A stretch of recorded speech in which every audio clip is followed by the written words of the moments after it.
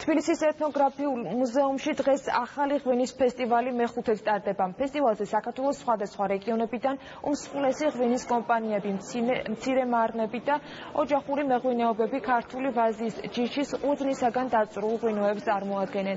საუკეთესო ოჯახურ ღვინოებს დეგუსტაციის წესით ღვინის კლუბი შეარჩევს. ახალი ღვინის ფესტივალის ტრადიცია მეღვინეობით სახელგანთქმულ ყველა ქვეყანაში არსებობს. საქართველოში კი ღვინის კლუბის ინიციატივით ფესტივალი პირველად 2010 წელს ჩატარდა და ათასობით ღვინის გურმანს უმასპინძლა. მათ შორის სხვადასხვა ქვეყნიდან ჩამოსულ ძალიან ბევრ უცხოელ ტურისტსა და ღვინის სპეციალისტებს.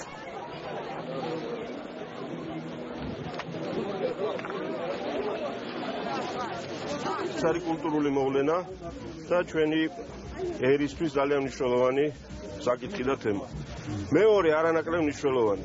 მხოლოდ კულტურით და მხოლოდ ძველი დიდებით ჩვენ ფონს ვერ გავალთ.